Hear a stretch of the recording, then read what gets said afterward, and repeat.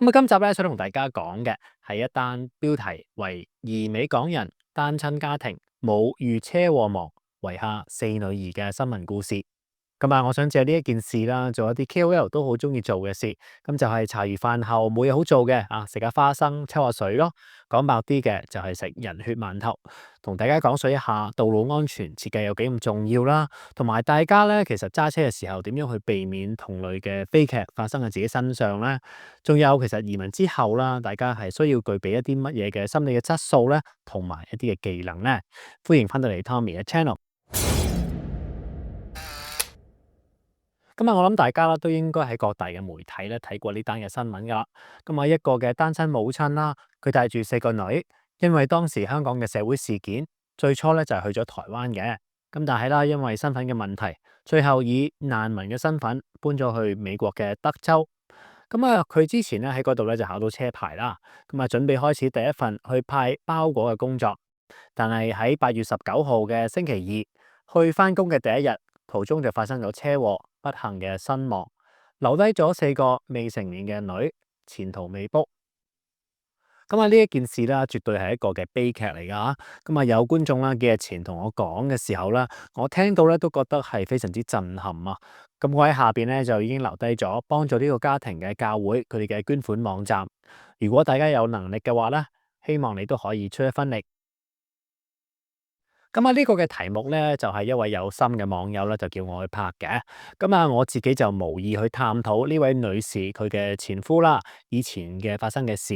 畢竟啦，其實我對佢哋咧嘅認識就唔係好多啦。我亦都係唔方便去評論。而且對各位即係網友啦，其實你哋嘅生活咧嘅影響其實應該都唔大噶。我只係想集中去講啦，作為移民啦，睇完呢單新聞你會學到啲乜嘢嘅啫。電視報道嘅截圖入邊顯示啦，車主嗰架車咧就俾一架嘅農夫車，即係 pickup truck 啦，從右面猛烈嘅撞擊。從圖片入邊咧，你都可以想象到嗰個嘅衝擊力有幾咁大啦。鄰國媒體咧亦都有報道，根據佢哋轉述當地嘅新聞，事主駕駛住雪佛蘭嘅汽車喺 Business 20呢條路進入東行線期間，然後突然轉入西行線，被一架 Ford F-250嘅農夫車撞擊，當場死亡。報道仲話啦，呢個農夫車嘅司機咧係男性，重傷送院。呢一度咧，我就唔係去針對鄰國媒體因為咧，其實獨立媒體咧，即係本身嘅資源有限啦，即係佢哋咁努力去生存咧，已經係好難得噶啦。但係咧，好明顯呢一段嘅文字入邊咧，有少少嘅翻譯嘅錯誤啦。根據片段啦，實際應該係事主佢穿越咗東行線，想轉入去西行線嘅時候咧，被撞噶。而嗰個嘅農夫車嘅司機咧，其實應該係一位36歲嘅女性。呢一度咧就顯示咗一個即係移民嘅時候，大家會遇到嘅問題啦。就係有好多新移民啦因為佢哋嘅語言上面嘅問題啦，要依賴一啲中文嘅媒體，佢哋去翻譯一啲本地嘅新聞。但係咧，一旦即係個翻譯嘅時候有啲錯誤啦，嗰個資訊咧就會失真，令到讀者咧產生誤解噶啦。例如啦，呢一單嘅案件，連登上面咧就有啲人咧就搞錯咗個方向啦，就以為係另外一個嘅地點。我諗啦，就係因為嗰個翻譯嘅問題而造成噶。所以咧，各位嘅觀眾咧，真係要小心。就算咧，連呢一件即係咁唔涉及政治嘅新聞啦，即係都會因為翻譯而造成少少嘅誤會嘅時候，更加何況如果你睇到一啲係涉及有政治立場嘅新聞咧，如果再俾一啲即係別有用心嘅 KOL 佢哋加鹽加醋嘅時候，最後去到你嘅眼前，其實嗰啲嘅信息咧係已經完全變咗噶啦。所以咧，我都好真心好希望各位觀眾啦，即係有機會嘅話咧，當然可以嘅話啦，去進修一下你嘅語言啦。至少你都睇得明，即係譬如我嚟美國啦，睇得明呢啲英文即係報道嘅原文啦。即使你要靠即係用 Google Translate 你用 ChatGPT 都好啦，都會比起你完全去依賴一啲即係二手嘅翻譯好嘅一啲嘅文章比較好噶。咁樣嘅話咧，你都係可以更加直接嘅去理解嗰件事啦，亦都可以係即係學到唔同嘅英語英文嘅文法啊。而呢一單嘅車禍啦，根據翻片段入邊所顯示嘅廣告牌啦，同埋嗰個商標咧，再去對比 Google 嘅街景圖之後咧，你就可以還原翻件事，大概係咁樣噶。嗰個事主咧係由 West Industry Avenue 向北行，準備左轉入去20號公路呢條叫商業線 Business 20。結果啦，對面西行車線呢係有一架車閃避不及，攔腰撞到佢。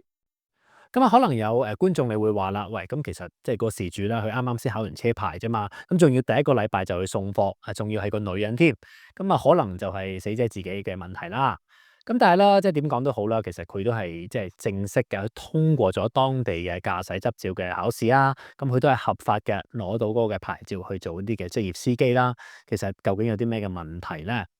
嗱，如果咧你用Google 嘅街景圖去睇啊，咁你就會發現到啦，其實呢個嘅路口咧本身設計得非常之唔友善噶。如果你可以嘗試去代入事主嘅視角啊，當你向北行嘅時候咧，你係會先遇到呢條嘅火車軌噶。咁啊，希望大家咧都唔好似途中呢一位揸住呢個 pickup truck 嘅呢位司機咁樣啦，停咗喺呢條路軌上面去等，否則火車嚟到嘅時候咧就會釀成意外噶啦。而當你喺呢個街口等左轉之前呢，你要望晒三邊嘅交通，左邊東行嘅兩條線，對面西行嘅左轉車流，同埋右邊西行直行嘅兩條線。當三邊都冇晒車嘅話呢，你先可以安全嘅左轉噶。嗱，咁啊喺我印象之中啦，德州嘅人揸車呢，就比我哋加州人嚟講呢，就良善好多嘅，係嘛？咁啊，所以咧，如果你話佢後邊嘅司機響個安去撥一撥佢，你又係一個馬路嘅新手嘅時候你一緊張，咁就可能好冒險諗住快快地咁啊轉咗去啦。咁而中間呢度又冇一個安全島，冇一個避車處，就算你呢一刻見到右邊有迎面嘅車衝緊過嚟，唔通你又停喺路中心咩？喺左手邊嚟嘅車都會撞你後邊啦。唔好話事主係新手嘅車主啦，我自己都驚啦。而以我嘅了解，喺德州嘅公路咧，限速係70英里噶。就算我哋假設當時係冇人去超速，根本對面嗰個司機就算佢點樣剎車都好，都係無補於事噶。咁啊，所以啦，以我自己作為一個土木工程師嘅角度去睇啦，呢一單嘅車禍咧，好明顯咧就係嗰個嘅道路嘅設計啦，係冇考慮過嗰個交通嘅流量嗰個增長啦，去缺乏適當嘅安全嘅設計而導致噶。負責去管理呢條路嘅德州交通部咧，可以話係責無旁貸。而如果咧你話真係資源咁有限啦，即係畢竟大家都知道啦，其實你去維修一條道路咧，所需要嘅資金咧，通常嚟講就係嚟自於大家去交嘅汽油稅啦、地方稅啦同埋州稅。咁你起碼都喺中間加翻一條merge lane 一條合併嘅車道啊，或者我哋叫做一個加速嘅車道。等你左轉嘅時候咧，有更多嘅緩衝空間，然後加速merge 入去，再可能加一啲嘅路牌啦，令到兩邊嚟嘅車嘅司機心理上面有少少嘅壓力，而去自然減速，好可能咧就已經可以避免到呢一場嘅悲劇。而喺呢一度啦，Tommy 都好想去拉開少少啦同大家講一講政治啊。咁有好多個網友啦，成日都會將我哋加州同埋德州去相比啦。咁有啲人就話我哋加州啦生活成本就好高啦，係嘛？咁我哋嘅政府咧又唔知成日都將啲錢咧就花咗去邊一度啦，係嘛？咁所以就搬去德州，就話啦，德州咧即係佢哋嘅經濟會好過我哋加州啦。咁起碼都覺得即係個政府就唔會話管得咁嚴啦，管自己係嘛？而當地人咧，亦都係會有一句嘅口頭禪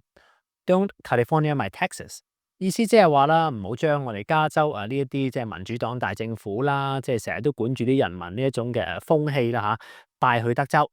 咁但係咧，其實即係呢啲咁美好嘅說話背後咧，其實往往都忽略咗一個好簡單嘅歷史事實啊。其實我哋加州咧，即係其實以前咧都係行過德州今時今日行過嘅路噶。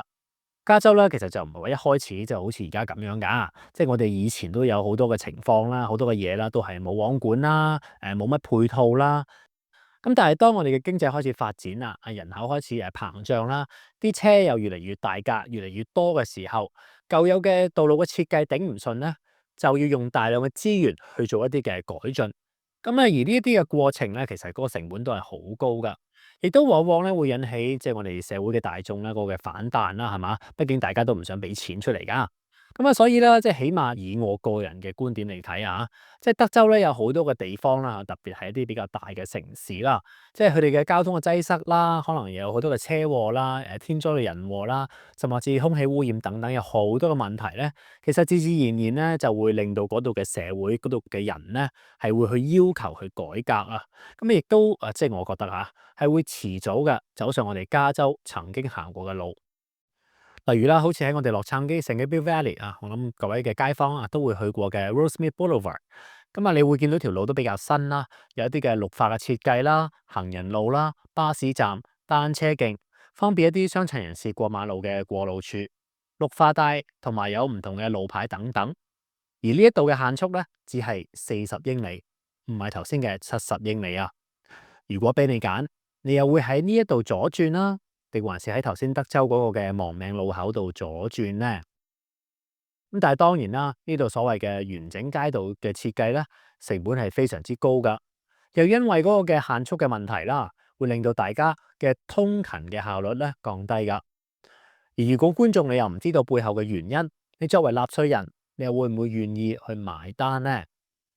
所以咧，我成日都同一啲新移民嘅朋友去講啦，就係話，即係我哋美國嘅政治咧，其實係非常非常複雜噶。與其你啱啱嚟啦，你係帶住一啲嘅偏見嘅一啲嘅政治嘅立場啦，不如實實在在嘅去改變你而家嘅生活啊，去了解一下你身邊所發生緊嘅一切啦。呢個嘅過程咧，係可能咧係會花你一段好長嘅時間啦，可能十年八載咁樣啦。咁但係只有你經歷過呢一段嘅歷程啦，你先係會能夠去睇清楚你身邊嘅政治嘅現實啊，並且去作出相應嘅適當嘅選擇。而呢一單案咧，其實我都好想講一個，即係我都覺得係比較去天意弄人嘅細節啊。呢一家人咧，其實嚟到美國嘅日期咧係今年嘅1月16號。呢一個日子啊，大家唔知有冇印象咧？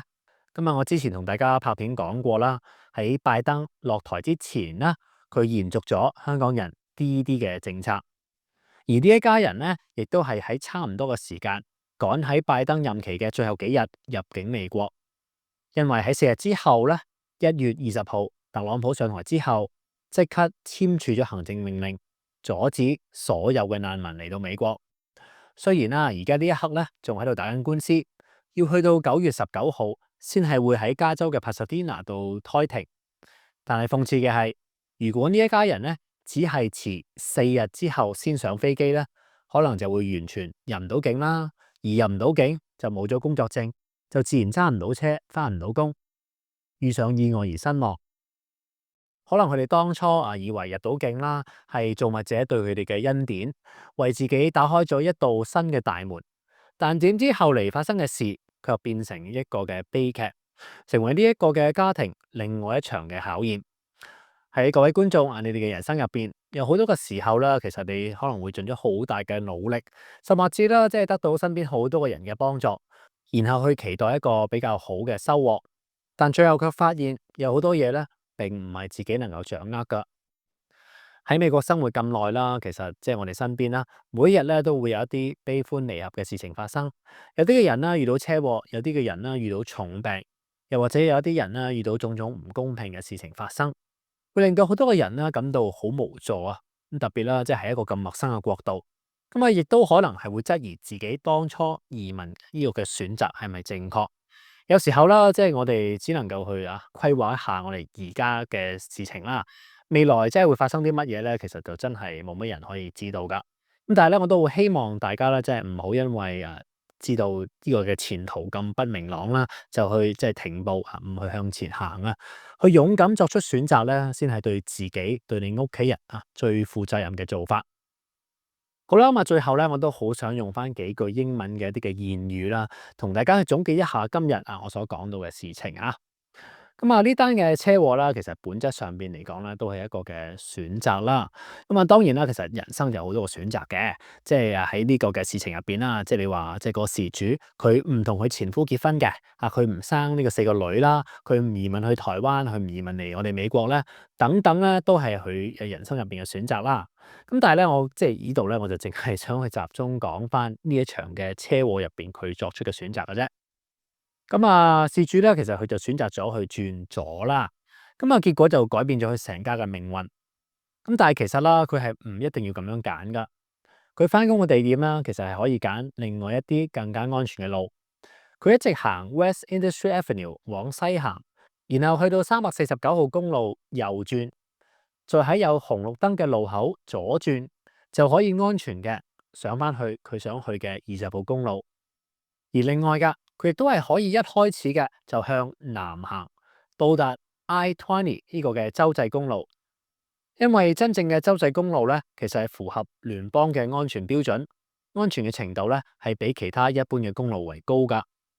所謂嘅條條大路通羅馬咧，其實就係呢個嘅意思啦。咁啊，好似我咧，亦都係攞我阿媽嚟做一個例子啊。即係我諗我阿媽同呢個嘅事主嘅駕駛能力咧，都不相伯仲噶啦。OK，咁啊，我哋就永遠就唔會要佢咧去上去 freeway 噶。我哋只係去要求佢由屋企啦揸到去公司，然後翻到嚟就得噶啦。OK，其他地方完全唔使去。OK，咁啊，而且咧所有嘅左轉咧都一定係有紅綠燈嘅吓。咁啊，但係咧，我阿媽以前佢就翻工嘅時候咧，就經常咧就會要經過一個嘅低洼地區噶。咁啊，一落大雨嘅時候咧，知大家落杉磯就一落雨就好大鑊噶吓，咁就會水浸噶，然後就封嗰條路噶。咁啊，每次一落雨咧，咁佢就又唔識行第二條路啦。咁啊，所以就直情去到嗰度，唉，算啦，唉，唔翻公司啦，直情翻嚟屋企算 Q 數啦，係嘛？咁啊，當然啦，即係你話我阿媽可以有咁嘅選擇啦嚇。咁但係你話嗰個事主嘅案例入邊，即係佢為咗去照顧嗰即係個4個女啦，佢急住要去翻工啊，然後去賺錢，即係更加唔好去提啦。即係如果即係你話佢即係真係能夠避開呢個嘅意外都好啦。其實佢之後真係佢送嗰啲嘅包裹啦、外賣等等啦，其實佢都會面臨另外一個風險啊。即係我以前咪同大家分享過，我都做過 Amazon Flex 嘅，即係我送嗰啲包裹啦。其實因為你每送一包嘅包裹咧，佢都係有個嘅時限去限你嘅。如果你做得唔好咧，其實係會扣你分啦，扣得多咧就甚至係唔俾你再送添啊。咁所以咧，有時候就會逼你做一啲即係根本係唔理智嘅決定啦。即係嗰個司機又容易分心嘅嚇，睇住個電話啦。而意外發生嘅機會咧，當然就更加大啦。咁啊，你自己唔做又唔得啦，但係你駕駛經驗又唔夠嘅時候，我係真心，我係好明白，即係事主啦，或者其他嘅低下階層嘅朋友嗰個處境嘅。咁但係我都真係好希望各位觀眾咧，你都係要自己諗一諗啦，你自己難聽少少講句咧，就係你自己有幾高幾大咯。即係你諗一諗你自己有幾多斤兩，有幾多能力㗎。即係如果你係啱啱先學到車嘅，其實你即係啱啱好搣到嗰個最低嘅要求嘅啫喎。即係你仲要一啲好長嘅時間去學習點樣去揸車啊，即係適應下條路有唔同嘅狀況啊。即係馬路如虎口啊，小朋友嘅時候都識講啦。即係安全咧，永遠係最重要㗎。我亦都好記得啦，以前去學車嘅時候啊，即係10幾年前啊，咁啊師傅咧成日都講一句説話㗎啦，就係你能夠去避免左轉嘅，就避免左轉，OK？即特別啦，即係如果你喺冇燈口嘅地方啦，即係你寧願即係兜遠少少咯，OK？即係你揀啲比較安全少少嘅，係咪有燈口嘅話去左轉都好啊。而呢一度咧，同大家去分享一句英文嘅言語啊，Three rights make a left。意思係即係話你要去左邊喎，但係你唔想轉左，咁其實咧，你係可以連續轉右3次或以上噶。咁啊，當然啦，你可能係會行遠咗嘅，咁但係其實咧，你最後咧都係會達到目的地噶。咁啊，而呢一個咧，亦都係其中一個原因咧，大家應該有聽過啦，就係點解連 UPS 嗰啲送貨嘅貨車咧，都係通常係唔會左轉噶。而另外啦，大家應該都係熟悉嘅一句説話啦嚇，近排成日講噶啦，Two wrongs don't make a right。兩個嘅錯誤咧，唔會造成正確。咁啊，就好似啦，即係近排即係有好多啦嚇，企喺道德高地去睇問題嘅加州人咧，就覺得我哋係唔應該係因為而家德州咪搞 gerrymandering 嘅，即係嗰個選區呢個唔公平嘅方法去重劃啦，然後令到共和黨係多5席噶嘛。咁啊就話我哋加州嘅州長紐森咧就唔應該咁樣去照做嘅，因為我哋係唔應該去合理化唔啱嘅嘢即係我哋唔能夠用呢兩個錯咧就去合理化呢件事噶。咁但係你話two wrongs 就唔得啦。咁但係如果係 two rights 咧，咁你即係話右轉2次會發生咩事咧？咁就係會變成 U-turn 啊，咁即係原地踏步咯，咩都冇改變過。咁嗰個隱喻就係話啦，例如我哋而家覺得加州嘅選區重劃咧，呢一件事係唔啱嘅，OK？咁我哋就咩都唔做，OK？我哋就喺度原地踏步，OK？咁最後個結果咧就係乜都做唔到。有陣時咧，你諗下，其實呢啲咁英文嘅言語咧，都有幾好玩嘅，係嘛？即係嗰個 right 咧，你可以用唔同嘅解釋去解啦。咁亦都提醒到我哋咧，其實生活上邊咧係有好多嘅唔同嘅選擇啊。點樣去行咧，其實就好取決於你自己啊。都好希望以上講嘅説話咧，可以俾到大家少少嘅啟發啦。而我以前咧，其實都拍過兩集啦，係有關於喺德州投資嗰度嘅 Airbnb。喺片尾嘅時候咧，我都講過佢哋好獨特嘅呢啲嘅 frontage road 呢個嘅道路嘅設計嘅問題啦。譬如佢哋喺所有嘅高速公路隔離嘅兩旁都會設計平衡嘅銜接道路 frontage road。當然啦，呢啲嘅道路係有佢嘅歷史嘅原因。但係咧，佢哋客觀嘅作用咧就係令到駕駛者困惑，製造多餘嘅交通衝突點，增加咗呢個交通嘅擠塞啊，同埋一啲有關於防洪嘅問題。好似呢幾間屋咁樣啦，佢哋喺呢個顏色入邊，佢哋嘅水浸風險咧就會比其他嘅更加高啦。當然啦，如果你間屋係新起嘅話，幫你設計嘅土木工程師咧，都係會將你間屋嘅最低一層建造喺呢個所謂百年一遇嘅洪水達到嘅 base flood elevation，即係過頂水位嘅之上啊。大家有興趣嘅話咧，都係可以翻去重溫一下噶。好啦，好多謝各位今日嘅收睇吓，都好希望喺你嘅人生入邊啦，都可以去避免一啲即係不必要嘅左轉啦。祝你一切順心啊！我哋下一集咧會講翻大家都好想去聽嘅一個嘅生活嘅開支嘅話題。我哋下一集再見啦，拜拜。